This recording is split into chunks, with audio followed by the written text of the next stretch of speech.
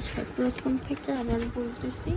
এখানে দেখো অ্যাক্টিভিটি আছে, ইমিডিয়েট প্রেসিডেন্টস আছে, এরকম আছে। এখন তোমাদের কি করতে হবে, যে কি বলছে যে find the expected duration advance for each. Expected ডিউরেশনের সূত্র হচ্ছে a plus 4m plus b divided by 6। এটা করে হচ্ছে আমরা পেয়ে যাব। কিন্তু এখানে দেখো সি থেকে আবার ভেরিয়েন্স, স্ট্যান্ডার্ড ডেভিয়েশন বের করতে বলছে। এই জন্য আমরা হচ্ছে এখানে তিনটা জিনিস বের করতেছি, expected time, variance, standard deviation. Okay, variance কীভাবে বের করবো, এই যে সূত্র লিখে দিলাম 10, এটার সাথে যোগ করব হচ্ছে গুণ করব 4/22 আর যোগ করব 20। এগুলো করলে মনে হয় 120 বের হয়। 120কে যখন আমি 6 দিয়ে ভাগ করলাম 100 শুধু 20 বের হইল। এখন 22 মাইনাস দিলে হচ্ছে 12কে যদি 6 দিয়ে ভাগ করি ভেরিয়েন্স বের করতেছি, মনে রাখবা। এটার উপর স্কোয়ার না দিলেই স্ট্যান্ডার্ড ডেভিয়েশন বের হবে, তারপর এটাকে স্কোয়ার করলে ভেরিয়েন্স বের হবে। তাহলে আমরা একসাথেই দুইটা জিনিস বের করতে পারবো। 12 হবে, 12কে 6 ভাগ করলে হবে 2, স্ট্যান্ডার্ড ডেভিয়েশন 2। এটাকে যখন স্কোয়ার করে দিলাম তখন ভেরিয়েন্স পেয়ে গেছি 4। এইভাবে করে এই পুরোটা বের করলাম। এখন হচ্ছে নেটওয়ার্ক আঁকা, নেটওয়ার্ক এটা থেকে দেখে দেখে এটা আঁকলাম। আঁকার পর এখন আমাদের কাজ হচ্ছে কি নেটওয়ার্কটাকে মান বসানো। প্রথমে কি করব, নিচে প্রত্যেকটা ভ্যালুর এবিসির নিচে এইখানে যে এক্সপেক্টেড টাইম আছে সেটা বসায় দিব। কত, 20, 20, 10, 15, 10, 14, 4, 11, এইভাবে করে প্রত্যেকটা বসালাম। বসানোর পর কি করব, বসানোর পর হচ্ছে দেখো এখন দেখব যে কার এ বি সি তাদের কোন ডিপেন্ডেন্সি নাই। তাহলে A0 তাদের স্টার্ট টাইম 0, 0, 20, 0, 20, 0, 10, এটুকু বুঝতে পারছো।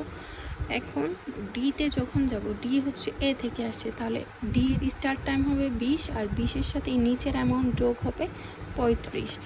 ই এর স্টার্ট টাইম হচ্ছে বিসি, বিসি এর মধ্যে যাওয়ার পথে যারটা বড় থাকবে, এখানে আছে 21, এখানে আছে 10, সরি এখানে আছে 20, এখানে আছে 10, তাহলে বেশি কত 20, তাহলে 20 আর নিচেরটা যোগ করব 20 যোগ 30। তারপর এফ, এফেও বিসি হচ্ছে এফ, জি পর্যন্ত হচ্ছে বিসি, তাহলে 20-এর সাথে 14 যোগ হবে, 20-এর সাথে 4 যোগ হবে, এইভাবে 24, 34 আর 24 হলো। তারপর হচ্ছে এইচ, এইচ হচ্ছে সি, তাহলে আমার সি এর মান কত 10, তাহলে 10 আর 11 যোগ হবে 21। তারপর হচ্ছে জি এর পরে হচ্ছে এইচ এর পরে হচ্ছে আই, জি এইচ, জি আছে 24, এইচ আছে 21, তাহলে আমি 24 নিব। 24-এর সাথে 18 যোগ করব 42। তারপর যে আসছে থেকে ডি ই, এই যে ডি 35, ই 30, তাহলে 35 নিব।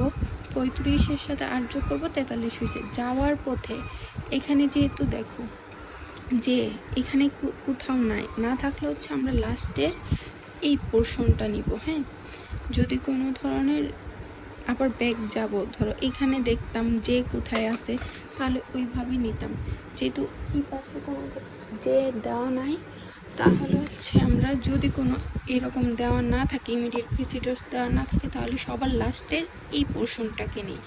এই জন্য এখান থেকে 43 নিলাম, 43 থেকে 18 বাদ দিলাম, 25 আসলো। এখন দেখো জি এইচ, আই আসতেছে কত, এখানে কোথাও আবার আই নাই, তাহলে আইও আসবে এখানে 43 থেকে। এখানে 43 লিখলাম, 43 থেকে 18 বাদ দিলাম, কত আসলো 25। এখন দেখো এইচ, এইচ আবার আসছে কার থেকে, আই থেকে, তাহলে যেহেতু আই থেকে আসছে আয়ের এই মানটাকে নিব। তাহলে এইচ আসছে হচ্ছে 25 থেকে, ওই যে এই মানটা নিলাম আই থেকে, যেহেতু আসছে 25, 25 থেকে 11 বাদ দিলাম 14। তারপর জি আসছে হচ্ছে, জিও আসছে হচ্ছে এই যে জি বের করবো, কিন্তু জি আসছে হচ্ছে আই থেকে, তাহলে আয়ের মানটা নিব, এইটা প্রথম মানটা নিব 25। তাহলে আয়ের যদি 25 মানটা নিই, আই কোথায়, এই যে জি এর ক্ষেত্রে 25 নিলাম, 25 থেকে 4 বাদ দিলাম 21।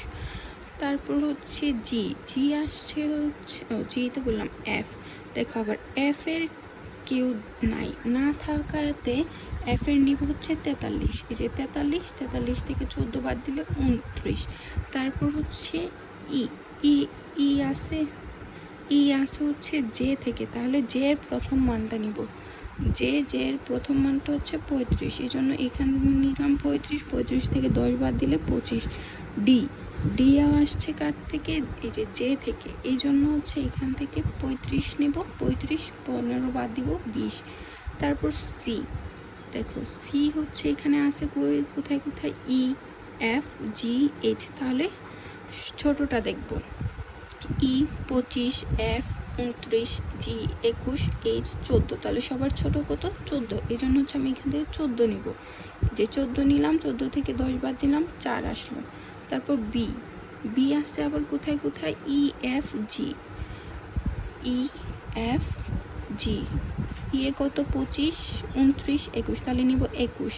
যে 21 নিলাম, 21 থেকে 20 বাদ দিলে 1। তারপর এ আছে কোথায়? এ আছে ডিতে, তাহলে ডি এর মান কত? 20, না হ্যাঁ 20। যে 20 থেকে 20 চলে গেলে 0, বুঝছো? এইটুক হচ্ছে এটার সাথে আরেকটা জিনিস বলে দিই, যদি তোমাকে হচ্ছে দেখো এখানে ড্র দ্য প্রজেক্ট লাইন বললে আমাদের ক্রিটিক্যাল পাথ বের করতে হয়। ক্রিটিক্যাল পাথ বের করবো কীভাবে? যেটার উপর আর নিচ মিললে, এটার উপর আর নিচ মিলছে, এটার উপর আর নিচ মিলে না, এটা মিলে নাই, এটার মিলছে, এটার মিলে না, এটার মিলে না, এটারও মিলে না, মিলছে শুধু এইটা, এইটা। এই জন্য আমার ক্রিটিক্যাল পাথ হবে এ ডি জে। এই 3টা পাথ দিয়ে গেলে আমি সর্বপ্রথম আমার গোলে পৌঁছাইতে পারবো। ওকে, এটুক গেল ক্রিটিক্যাল পাথ। পরেরটুকু আমি পরের ভিডিওতে দিচ্ছি।